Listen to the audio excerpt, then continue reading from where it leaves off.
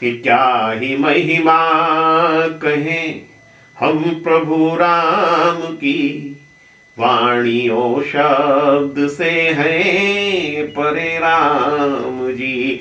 क्या ही महिमा कहें हम प्रभु राम की, वाणी ओ शब्द से है परे राम जी। नाचता है चराचर जिनके संकेत पर, शुभ्र संकेत सारे करे राम जी।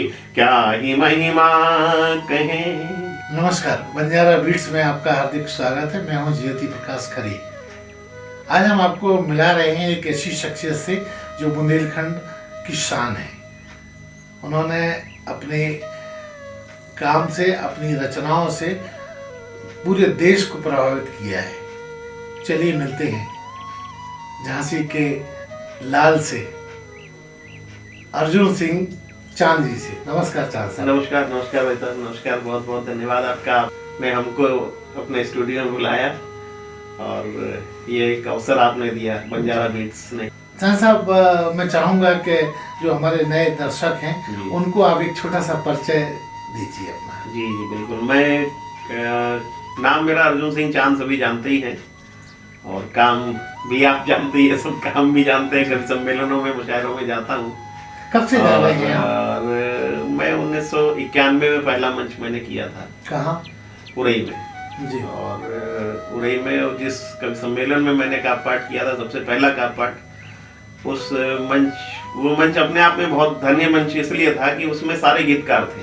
अच्छा। देश के शीर्ष गीतकार आदरणीय स्वर्गीय श्री भारत भूषण जी मेरठ, आदरणीय मंजुल मैंग जी हमीरपुर जी, और आदरणीय राम स्वरूप सिंदूर जी कानपुर, मतलब सारे गीतकार थे उसमें। मतलब आपकी शुरुआत बड़ी शानदार। हाँ, बहुत शानदार हुई, मगर बड़ा विडंबना थी। मैं बिल्कुल नया था और जब मैंने पहला काव्य मंच पढ़ा तो मैं डायरी लेके पढ़ा, और मैं उस समय प्रीवर्स की कविताएं लिखा करता था, अतुकांत कविताएं। तो मुझे उतने बड़े बड़े लोगों के बीच में, उतने बड़े बड़े हस्ताक्षरों के बीच में, जिसमें अंसार कमरी साहब, सोम ठाकुर जी और लोकेश शुक्ला जी, हाँ सब, कमलेश द्विवेदी जी जैसे बड़े बड़े कवि थे, और आदरणीय भावुक जी, विनोद भावुक जी संचालन कर रहे थे उस कवि सम्मेलन में। मैं एकदम छोटा सा बालक उस समय, मैं नवोदित। हाँ, नवोदित बिल्कुल। पहला मंच और पहली कविता भी, वो भी फ्रीवर्स की अतुकांत कविता। मैं डायरी लेके खड़ा हुआ तो लोगों ने चिल्लाना शुरू कर दिया, बैठो बैठो बैठो।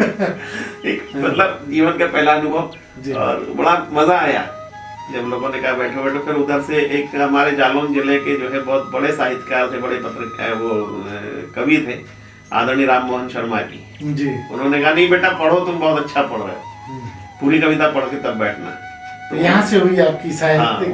उन्होंने जो है हौसला दिया जी, और मैंने पूरी कविता पढ़ी, छोटी सी कविता थी जी। और उसके बाद फिर आपकी अगली पायदान क्या है? हाँ, उसके बाद फिर ये हुआ कि जिस तरह से लोगों ने वोट किया, तो मुझे लगा कि यार मैं कहीं, मतलब अभी कुछ नहीं है मेरे पास, कच्चा है मामला। फिर मैंने धीरे धीरे जिन लोगों के साथ में मैंने वो मंच पढ़ा था, उन लोगों से संपर्क बनाया, उनके कदमों में बैठना शुरू किया, उनसे सीखना शुरू किया। धीरे धीरे फिर मैं गीत और गजल की ओर बढ़ा। और उसके बाद आदरणीय खरे साहब, मैं आपको बताऊं कि माँ की कृपा है कि वो पहला मंच था जिसमें मैं फूट हुआ। उसके बाद आज मेरी लगभग 32 साल की काव्य यात्रा हो गई है। कितने मंच शेयर किए होंगे लगभग? 32 सालों में मुझे अंदाज जहाँ तक है, मैं पहले तो मैं डायरी लिखा करता था, डायरी में लिखता था। अब इधर काफी दिन से मैंने डायरी में लिखा नहीं, तो मेरे ख्याल से मैं अभी तक जो है 3000 के लगभग मंच कर चुका हूँ, 3000 से ज्यादा कर चुका, छोटे बड़े सब मिला के जी।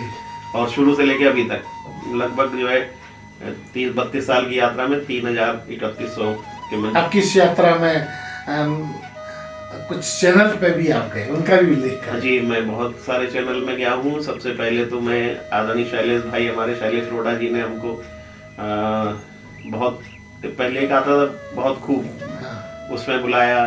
फिर बाबा क्या बात में बुलाया, और उसके बाद फिर ये बा भाई बा, जो अभी पिछले ही सीजन में पिछले 2 साल पहले आया, उसमें भी बुलाया। तो इस तरह से मेरे करीब 6 एपिसोड मेरे टीवी पर आए हैं। इसके अलावा मैं दूरदर्शन लखनऊ, दूरदर्शन भोपाल, दूरदर्शन दिल्ली और ईटीवी उत्तर प्रदेश, ईटीवी उर्दू, मतलब बहुत सारे चैनल हैं। सहारा चैनल है और एक के टीवी करके कानपुर का है, के टीवी कानपुर से शुरू हुआ, तो उसमें भी लगभग दर्जनों बार जो है टीवी पर भी आना हुआ है। तो आगे बढ़ने से पहले मैं चाहूँगा कि आप अपनी कोई शानदार रचना जिसकी वजह से चांद साहब जाने जाते हैं, सिग्नेचर रचना जो भी हो, उसे शुरू करें। हमारी सिग्नेचर रचना तो सभी आप लोग जानते ही हैं और आपने पहले भी हमारी रचनाओं को अपने बंजारा बीट्स के माध्यम से लोगों तक पहुंचाया है। मुझे जो जाना गया है वो अखबार तुम्हारा, मेरी एक गजल है, लश्कर भी तुम्हारा है। सब चाहेंगे वो आप अपने अंदाज में सुनाएं। अंदाज में सुना दे जी, चलिए सुनाई देता हूँ। हालांकि जो है ये अब लोग कहते हैं कि ये अब रचना मेरी नहीं रह गई, लिखी मैंने 32 साल 30 साल पहले, मगर अब लोग इतना, मतलब ये इसको इतना लोगों ने चुरा लिया है, इतना चुरा लिया है। जैसे देखो मैं जितने कवि सम्मेलनों में जाता हूँ उससे ज्यादा कवि सम्मेलनों में मेरी ये पंक्तियां यात्रा करती हैं। सिग्नेचर पंक्तियां हो गई। हाँ, ये मेरी जो है पहचान की पंक्तियां हैं और इन्हीं पंक्तियों ने मुझे हिंदुस्तान के पूरे देश में काव्य पाठ करवाया और साथ में नेपाल तक पहुंचाया, मतलब अंतर्राष्ट्रीय बना दिया, इंटरनेशनल बना दिया। और मेरा दुर्भाग्य है कि मुझे 2020 में जो है लंदन में काव्य पाठ करना था, इन्हीं पंक्तियों की वजह से जा रहा था जी। मगर 27 जुलाई 2020 को मेरा प्रोग्राम वहाँ होना था जी, मगर कोविड आ गया। मार्च से कोविड आ गया और सारी दुनिया थम गई। हाँ, सारी दुनिया थम गई। तो मैं चाहूंगा कि जिस रचना को कौतूहल हमारे दर्शक इंतजार कर रहे होंगे वो आप सुनाइए। लश्कर भी तुम्हारा है, सरदार तुम्हारा है, लश्कर भी तुम्हारा है, सरदार तुम्हारा है, तुम झूठ को सच लिख दो,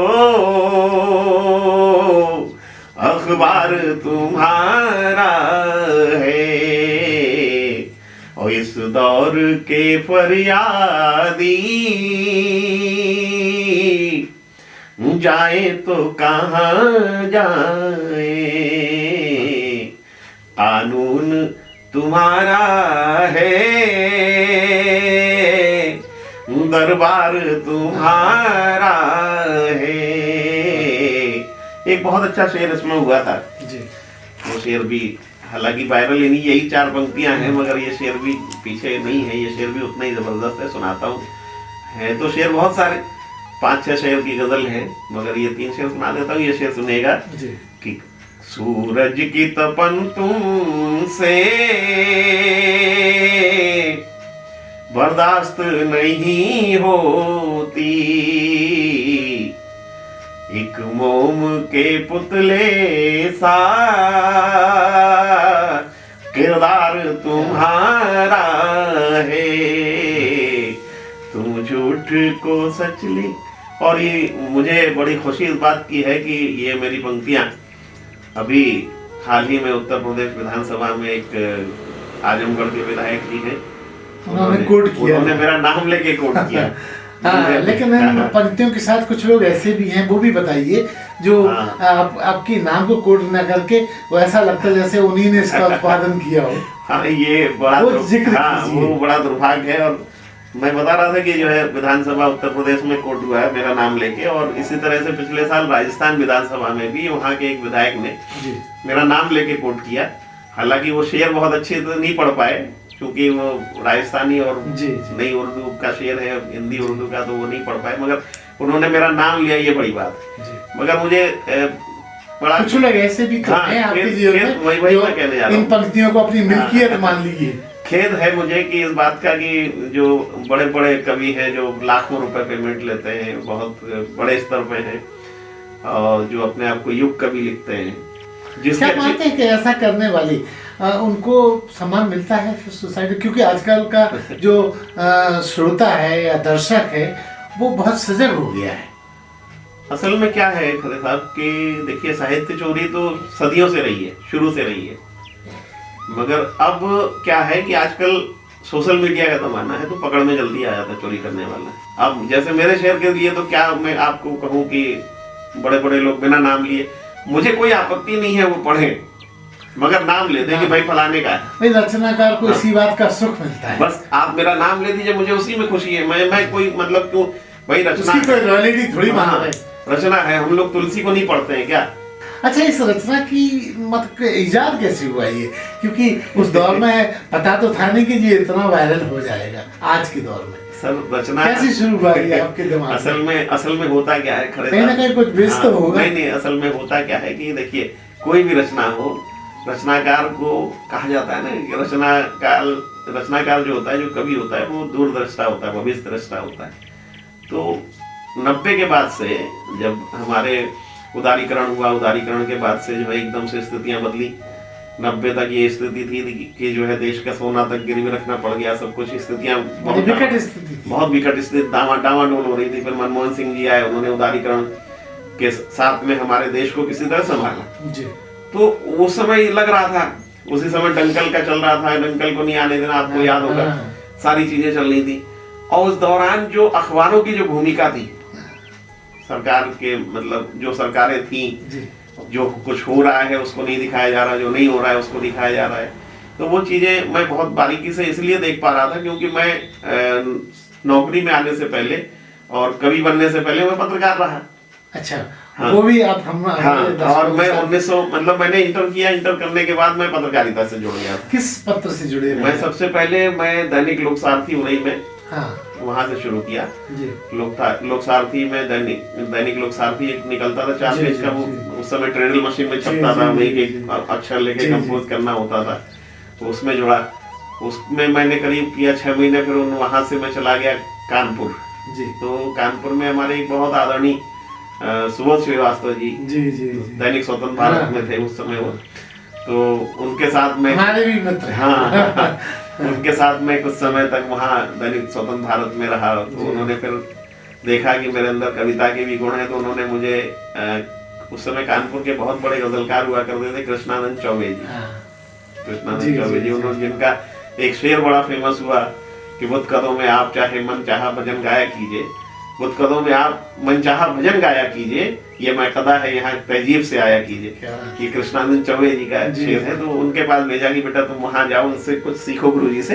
अच्छा, चौबे जी को सब पूरा कानपुर जो है गुरुजी कहता था, और अंसार कंबरी साहब वगैरह सब उन्हीं के शागिर्द हैं, उन्हीं के शिष्य हैं। तो उनसे भी मैंने कुछ समय सीखा। फिर मैं उरई आ गया।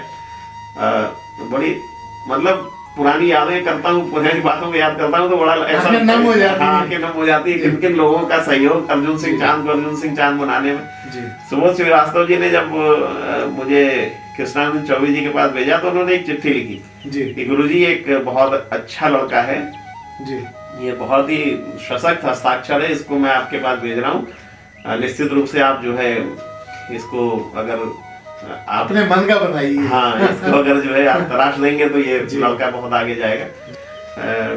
अग्निचरण में प्रभारी संपादक हो गया। अब आप सोचिए कि उस समय प्रभारी संपादक, मेरी उम्र लगभग 20 साल की रही होगी, 19-20 साल की उम्र। आपकी काबिलियत की वजह से उन्होंने ये ओहदा दिया। अब जो भी कुछ रहा हो, तो 19-20 साल की उम्र में मुझे एक केवी द्विवेदी भारती जी थे अग्निचरण के मालिक जी, उन्होंने मुझसे कहा कि यार हमारा अखबार संपादन कर दोगे 4 पेज का? मैंने कहा दादा मैं अभी तो सीखा हूँ, कर दूंगा। तो उन्होंने कहा आ जाओ तुम हमारे यहाँ। तो हम फिर उनके आगे अग्निचरण में मैंने 1 साल प्रभारी संपादक के रूप में काम किया।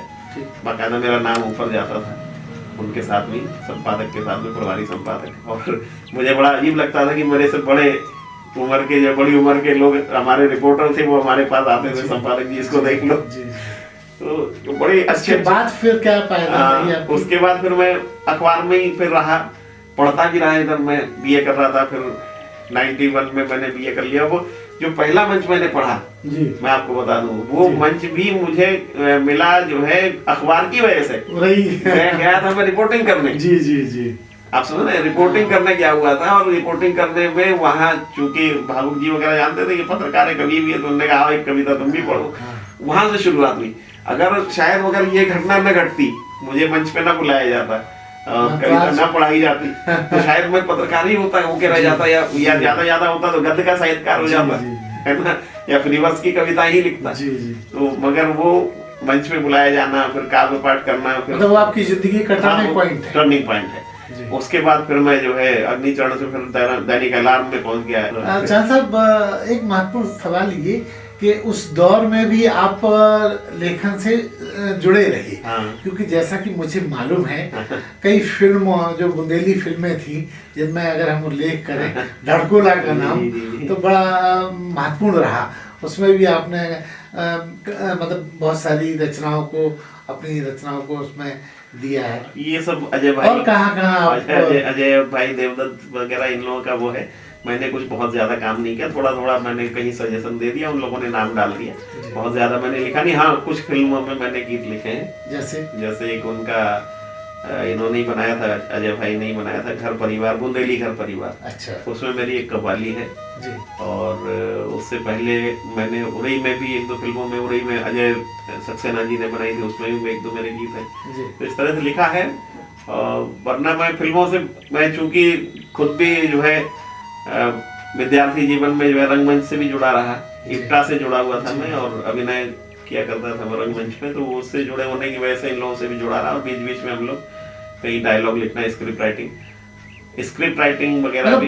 नौकरी के दौरान भी, हाँ, नौकरी के साथ साथ इसमें जुड़ा रहा मैं बराबर, और जो है कवि सम्मेलनों में जाता रहा। ये बहुत बड़ी मेरे लिए माँ सरस्वती की कृपा है, और मेरे विभाग की मेरे ऊपर मेहरबानी है, विभाग के सहयोग, मेरे विभाग के जो भी मेरे अधिकारी लोग रहे। और मैं जो है, मैं फिर क्लर्कल ग्रेड में रहने की बात भी मैं अकाउंट्स में था, और अकाउंट्स में भी जो है बहुत महत्वपूर्ण सीट पर था, जो मतलब अकाउंट बनाना, अकाउंट को ही सब कंपाइल करना। तो उसमें उसके बाद भी मेरे जो भी सुपरवाइजर रहे या मेरे जो भी बॉस रहे, उन्होंने मेरा पूरा सहयोग किया, और आज भी कर रहे हैं। हाँ, आज भी कर रहे हैं। उनके सहयोग के बगैर नहीं, कोई मतलब विभाग के सहयोग के बगैर हम यहाँ तक नहीं आ सकते थे। बड़ा महत्वपूर्ण सवाल मेरे दिमाग में आ रहा है, आपका उपनाम चांद ये कैसे पड़ा? चांद, इसकी भी कहानी है जी। चांद कई तरह से है। एक तो बचपन में हम, मतलब जब हमने कार पाठ शुरू किया तो बहुत अर्ली एज में कर लिया था शुरू, तो उस समय मूछें ऊंचे भी नहीं आई थी, बाल तो आप जानते ही अभी कम हो गए हैं, पहले बहुत। तो हमारे जो बुजुर्ग लोग थे, हमारे उड़ई के जो बहुत सारे, हमारे बुंदेला जी, शिवानंद मिश्र बुंदेला जी, गीतेश जी, इन लोगों ने सबने कहा कि भाई ये तो चांद सा लगता है, इसका नाम चांद ही रख दो। अच्छा। हाँ, तो उन्होंने चांद, इस तरह से चांद भी हो गया। वैसे भी हम लोग चंद लिखते ही थे जी, तो चंद से भी चांद हो गया जी। साहब, एक महत्वपूर्ण सवाल और, आप पूरे हिंदुस्तान में आपने बहुत सारी रचनाएं, काव्य पाठ किए, सबसे ज्यादा आनंद कहाँ आया? क्योंकि आप बाद में फिर संचालन के क्षेत्र में भी उतर गए। हाँ, संचालन भी मैंने बहुत जगह किए हैं, मगर देखिए सबसे ज्यादा आनंद हमको हिंदी भाषी क्षेत्र में तो आता ही है। हिंदी भाषी क्षेत्र में जो हिंदी समझने वाले लोग हैं, हिंदी बोलने वाले लोग हैं, यहाँ तो कवि सम्मेलन सुनते हैं लोग, देखते हैं, उनको पता रहता है, सुनते मजा आता है ना। हमें भी आनंद आता है, उन्हें भी आनंद आता है। मगर सबसे ज्यादा आनंद हमको तब आया जब हम गैंगटोक में और हिंदी भाषी क्षेत्र में गए। हाँ, सिक्किम की राजधानी गैंगटोक में जो है गए। और उससे भी ज्यादा मजा आया हमको जब हम चेन्नई में गए। हाँ, वहाँ पे हिंदी भाषी है ना। तो वहाँ अगर 1500 की स्ट्रेंथ वाले हॉल में कवि सम्मेलन हो रहा है, और वहाँ अर्जुन सिंह चांद कविता पढ़ रहे हैं, और उसके बाद जो है हमारी कविता पे लोग खड़े होके 1 मिनट तक खड़े होके ताली बजा रहे, तो उससे ज्यादा आनंद का तो गर्व की बात चांद साहब, चूंकि बहुत सालों से आप स्टेज को शेयर कर रहे हैं, मंच में पढ़ रहे हैं, आपकी खुद की अपनी कोई पुस्तक तैयार हुई या तैयारी कर रहे हैं? हाँ, पुस्तक मेरी गजल की पुस्तक, अगर माँ ने चाहा तो अगले साल में। हाँ, अगले नहीं, इस साल में तो नहीं, अगले साल तक आ जाएगी। राय साहब, हम चाहेंगे आपके मुख्य मुद्दे पे अब आते हैं। हम चाहेंगे आप हमें हमारी रचना, अपनी कोई नई रचना जो इन दोनों चर्चित हो, उस पे आप हमारे दर्शकों के साथ शेयर करें उसको। हमारी बहुत सारी नई रचनाएं हैं, तो वो शेयर कीजिए, छोटी छोटी कुछ अंश उसके। जी। बहुत सारी नई रचनाएं हैं। पूरा एक समय के बाद पूरा सेट नया आता ही है। लिखने का ढंग भी बदल जाता है। बदल जाता है। तो इन दिनों मेरा एक गीत बहुत चल रहा है, मैं मंचों पे जहाँ भी जा रहा हूँ, और बहुत एकेडमिक गीत है, बहुत अच्छा सुन रहे हैं लोग और उसको सराह भी रहे हैं। वो भगवान राम पर है। अयोध्या में राम मंदिर बना, प्राण प्रतिष्ठा हुई, मूर्ति की जब प्राण प्रतिष्ठा हुई तो उसके बाद 2.5 महीने तक अयोध्या में राम काव्योत्सव चला जी। उस राम काव्योत्सव में झांसी से मुझे जाने का सौभाग्य प्राप्त हुआ जी। अच्छा, मुझे पता नहीं था कि वहाँ मतलब स्वतंत्र कविता पाठ नहीं करना है, राम पर ही पढ़ना है जी। 14 मार्च को मेरा प्रोग्राम था और 8 मार्च को मैंने फोन किया, मैंने कहा भाई पढ़ना क्या है, तब मुझे पता लगा कि राम पर ही पढ़ना है। अच्छा, मेरे पास बहुत से छंद थे, दोहे थे, मगर कोई लंबा गीत नहीं था, तो मैंने कहा यार क्या पढ़ूंगा। तो मैंने 8 मार्च की रात में बैठ के भगवान से प्रार्थना की कि कुछ लिखवाओ। तो उन्होंने एक बहुत अच्छा गीत लिखवाया। वो गीत इन दिनों मतलब चल रहा है खूब मंच पे, मैं जहाँ भी जा रहा हूँ उसकी डिमांड रहती है। मैं उसकी 2 पंक्तियां आपको सुनाता हूँ कि राम की तारीफ तो हम लोग नहीं कर सकते, मगर राम की कृपा हम कैसे पा सकते हैं उसको बताने की कोशिश की। मैं आखिरी बंद सुनाई देता हूँ क्योंकि पूरे गीत का कंक्लूजन उसी में है। मुखड़ा और आखिरी बंद सुनाता हूँ कि क्या ही महिमा कहें हम प्रभु राम की, वाणी ओ शब्द से है परे राम जी। क्या ही महिमा कहें हम प्रभु राम की, वाणी ओ शब्द से है परे राम जी। नाचता है चराचर जिनके संकेत पर, शुभ्र संकेत सारे करे राम जी। क्या ही महिमा कहें। इस तरह से मैंने 5 पात्र लिए हैं, मानस के 5 पात्रों को उठाया है। उन्होंने किस तरह से भगवान की कृपा को पाया है, वही हमने आखिर में क्या कहा सुनिएगा कि धर्म का साथ दो, गिद्ध बनकर लड़ो। धर्म का साथ दो, गिद्ध बनकर लड़ो। मातृशक्ति की रक्षा में तनकर अड़ो। क्यों न उत्सर्ग प्राणों का करना पड़े, क्यों न उत्सर्ग प्राणों का करना पड़े। राष्ट्रहित में मरोगर जो मरना पड़े। मुक्ति देंगे, मुक्ति देंगे दया से भरे राम जी। शुभ्र संकेत सारे करे राम जी। क्या ही महिमा कहे। इस तरह से मैंने मानस के 5 पात्र उठाए जिसमें काकभूषणी जी है, जिनको भगवान की कृपा मिली। और भगवान की कृपा भी कैसे मिली, क्योंकि उन्होंने उनकी भक्ति की। भक्ति भी किस तरह से की, अपने आप को समर्पित कर दिया, अपने आप को भूल गए। तो इस तरह से मैंने काकभूषणी का लिया, उसके बाद अहिल्या का लिया है, उसके बाद शबरी का लिया है, जो वो अनूठे पात्र हैं उनको, और सुग्रीव को लिया है। उसके बाद आखिर में मैंने ये जटायु का प्रसंग लिया। जटायु का प्रसंग मैंने इसलिए लिया कि जटायु एक प्रतीक है जी। आप देखिए कि, और मैंने कहा कि मातृशक्ति की रक्षा में तनकर अड़ो जी। एक जटायु है जो पक्षी होते हुए भी माँ सीता की रक्षा के लिए रावण से भिड़ जाता है, अपने प्राणों का उत्सर्ग कर देता है, तो उसको भगवान की गोद मिलती है। और भगवान जी अपने पिताजी का श्राद्ध नहीं किए, रामचंद्र जी ने, उन्होंने अपने पिता का श्राद्ध नहीं किया, मगर जटायु का श्राद्ध किया। एक पक्षी राज का श्राद्ध किया, उसको अपने धाम में पहुंचाया। और एक इंसान होते हुए भी, दूसरा पात्र देखिए आप, इंसान होते हुए द्वापर में, इंसान होते हुए भी और बहुत योद्धा होते हुए भी पौत्र वधू को निर्वस्त्र होते हुए आंख झुका के बैठे रहे, देखते रहे, तो 18 दिन तक सरसैया पर पड़े रहना। ये अंतर है। ये अंतर है। इसलिए मैंने कहा कि धर्म का साथ दो, उन्होंने अधर्म का साथ दिया। अगर काश वो भी अगर धर्म का साथ दिए होते तो उनको भी भगवान के पास जी साहब, मैं चाहूँगा ये बात बिना परिवार के परिचय की पूरी नहीं होना चाहिए साक्षात्कार, तो मैं चाहूँगा आप अपने परिवार का भी परिचय दें। हमारे 2 बच्चे हैं जी, वो क्या कर रहे हैं? दोनों बच्चे हमारे इस समय पुणे में हैं। जी, यहाँ पर हम लोग पति पत्नी रह रहे हैं जी। और एक बेटा एक बेटी है मेरे, जी। और दोनों बच्चे पुणे में। अब मैं चाहूँगा जी चांद साहब, ऐसी कोई रचना सुनाइए जो आपकी जीवन संगिनी को भी बहुत अच्छी लगती हो। हमारी जीवन क्योंकि लेखक के साथ या रचनाकार के साथ जीवन संगिनी का भी बड़ा योगदान होता है। हमारी जीवन संगिनी को अच्छा लगना तो यह है सर कि हमारी हर रचना की पहली श्रोता ही वही होती है। जी।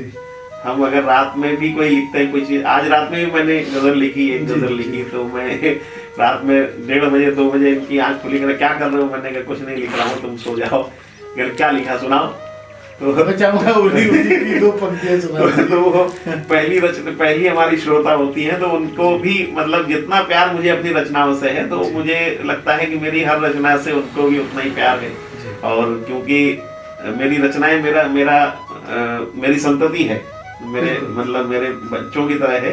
तो जब मेरी संतति है तो उनकी भी संतति है, मगर उनको जो सबसे अच्छी लगने वाली रचना है वो मेरी उन दिनों की रचना है जब मैं श्रृंगार पढ़ा करता था मंचों पर।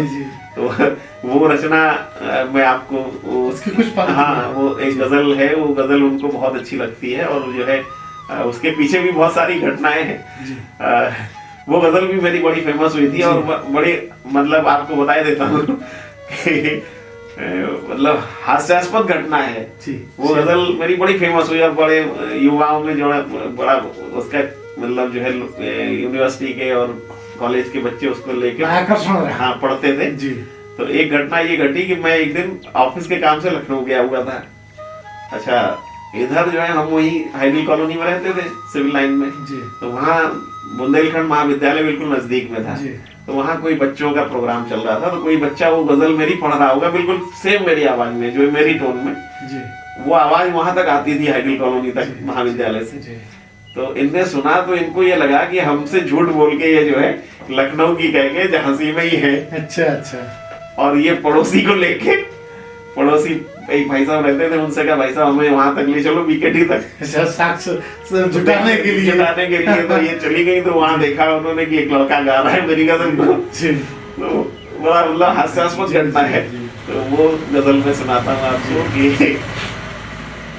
क्या बताए वो कब हमको क्या दे गए, क्या बताए वो कब हमको क्या दे गए, क्या बताए वो कब हमको क्या दे गए। जब मिले जख्म दिल को नया दे गए, क्या बताए वो कब हमको क्या दे गए। सिर्फ तन्हाइयाँ और बेचैनियाँ, सिर्फ तन्हाइयाँ और बेचैनियाँ, रंजो गम का जब सिलसिला दे गए। इसमें बहुत अच्छा एक शेर है, मैं पढ़ता हूँ कि हमने तस्वीर मांगी थी उनसे मगर, हमने तस्वीर मांगी थी उनसे मगर, लीजिए कहे के वो आईना दे गए, लीजिए कहे के वो आईना दे गए। क्या बताएं वो, और चांद मांगा जो उनसे ठिकाना, तो वो चांद मांगा जो उन, इसलिए ये गजल बहुत फेमस हुई थी। चांद मांगा जो उनसे ठिकाना, तो वो लिख के हमको हमारा पता दे गए। क्या बताए वो कब हमको क्या दे गए। तो ये इस तरह की बहुत सारी रचनाएं हैं। हर रचना पसंद भी आती है उन्हें, और मेरी पहली शुरुता है। और अगर मैं तो ये कहता हूँ कि अगर हर कवि के जीवन में ये होता होगा कि उसकी पत्नी ही पहली श्रोता होती है, और बड़ी क्रिटिक होती है साहब, बड़ी मतलब निर्दयी भी होती है, अगर उसको नहीं अच्छा लगा तो वो तुरंत कहती नहीं ये नहीं अच्छा लग रहा, इसको हटाओ। निष्पक्ष। हाँ, बहुत मतलब इतनी अच्छी समीक्षक कोई हो नहीं सकता। पत्नी से ज्यादा अच्छी श्रोता, पत्नी से अच्छी ज्यादा समीक्षक कोई हो नहीं सकता, ये बिल्कुल हकीकत बात है। मेरे ही साथ नहीं, हर कवि के साथ में ये होता होगा। हाल ही में पिछले साल 2024 में विष्णु सक्सेना गीत सम्मान 51,000 का जो सम्मान डॉक्टर विष्णु सक्सेना अपने नाम से देते हैं सरला नारायण ट्रस्ट के अलीगढ़ के माध्यम से, उन बहुत बड़ा काम कर रहे हैं विष्णु जी। अभी तक जो है 10 गीतकारों को सम्मानित कर चुके हैं, जिसमें एक मैं भी हूँ। 2024 का सम्मान मुझे मिला था 51,000 का, उनको यश भारती सम्मान मिला था उत्तर प्रदेश सरकार से। तो वो जो राशि उनको मिली थी, उस राशि को उन्होंने अपने माता पिता के नाम से सरला नारायण ट्रस्ट स्थापित किया, और उस ट्रस्ट के माध्यम से युवा गीतकारों को वो हर साल 51,000 का पुरस्कार देते हैं। तो मेरे जीवन में ऐसे तो बहुत सारे सम्मान मुझे मिले, अभी तक मैं गिनती नहीं कर सकता कितने सम्मान मिले हैं, मगर अगर मैं नकद राशि वाला अगर देखूं तो ये मेरा जीवन का बहुत बड़ा सम्मान था, जो 2024 दिसंबर में 29 दिसंबर 2024 को अलीगढ़ के हाथरस में डॉक्टर विष्णु सक्सेना गीत सम्मान मुझे 51,000 का मिला, डॉक्टर पद्मश्री डॉक्टर सुरेंद्र शर्मा जी के हाथों से। ये मेरी उपलब्धि वर्तमान में है। और जलसा बंजारा बीट को आप पिछले 5 सालों से देख रहे हैं, ये एक अनूठा आपने प्रयोग किया है जीवन का। मैं चाहूँगा कि आप हमारे युवा दर्शकों को कोई एक अपनी तरह से रचनात्मक संदेश दीजिए। सर, बंजारा बीट्स को आपने 5 साल पूरे कर लिए, इसके लिए बहुत बधाई। आपको हार्दिक बधाई इसलिए कि 1200 लोगों से व्यक्तिगत मिलके आपने इंटरव्यू किया, ये बहुत बड़ा अचीवमेंट है आपका। और ये मतलब आप भी अभी रेलवे की सेवा से सेवानिवृत्त होने के बाद पिछले 5 सालों में आपने जो काम किया है, हालांकि आपको मैं जो है तब से पढ़ रहा हूँ जब आपकी परिचर्चाएं भास्कर में छपा करती थी, जागरण में छपा करती थी। 78 हाँ, जागरण में छपा करती थी। मैं पढ़ता था, यार ये ज्योति प्रकाश खरे कौन है साहब, इतने लोगों से मिलके इन लोगों का व्यूज लेना, फिर अखबार में छापना, इतना बड़ा संयोजन करना। उस काम को आपने किया, आप बहुत बधाई के पात्र हैं। बंजारा बीट्स को आपने इतने लोगों तक पहुंचाया, और 1200 लोगों को आपने लोगों तक पहुंचाया। और ऐसे ऐसे लोगों को, बद्री प्रसाद परदेसी जैसे लोग, जो मतलब हमारे गुदड़ी के लाल इनको कह सकते हैं, ऐसे गुदड़ी के लाल, बुंदेली कलाकार, ऐसे गुदड़ी के लालों को आप निकाल के बाहर लाए, उसके लिए आपको बहुत बधाई, बहुत शुभकामनाएं। बंजारा बीट्स अपनी और तरक्की करे, और आप स्वस्थ रहें, मस्त रहें, और इसी तरह बंजारा बीट्स को आगे बढ़ाते रहें। आपके चेहरे पे जो मुस्कान है और हम लोग देखते रहें, आपको हम इसी तरह स्वस्थ शतायु होते हुए देखते रहें, है ना। ये हमारी शुभकामनाएं हैं। और आपका जो नेचर है, आपका जो वो है, उससे मिलता जुलता मैं 4 पंक्तियां पढ़ता हूँ कि आपको क्यों इतना लोग लाइक करते हैं, क्यों पसंद करते हैं, चाहे कवि हो, कलाकार हो, साहित्यकार हो, इतिहासकार हो। अगर किसी से भी पूछ दो भाई ज्योति प्रकाश खरे, तो कहते अरे बहुत बढ़िया आदमी। तो उसके पीछे यह है कि आपने कहीं ना कहीं परिश्रम किया है। 4 पंक्तियां मैंने कभी कहा कि दुनिया को एक नया कायदा दीजिए, पर न कोई हमें वास्ता दीजिए। आप आगे हैं, आगे ही रहिए, मगर है जो पीछे उन्हें रास्ता दीजिए, है जो पीछे उन्हें रास्ता दीजिए। तो आपने रास्ता देने का काम किया, पीछे के लोगों को आगे बढ़ाने का काम किया। और निश्चित रूप से जो भी आदमी पीछे के लोगों को आगे बढ़ाते हैं, उन्हीं को याद रखा जाता है, इतिहास उन्हीं को याद रखता है। तो ये थे अर्जुन सिंह चांद, जो अपनी साहित्यिक, अपनी काव्य की यात्रा बंजारा बीट के साथ खुले मन से शेयर कर रहे थे। बंजारा बीट से बात करने के लिए चांद साहब बहुत बहुत धन्यवाद। अरे हाँ, इस चैनल को लाइक और सब्सक्राइब करना ना भूलें। देखते रहिए बंजारा बीट्स।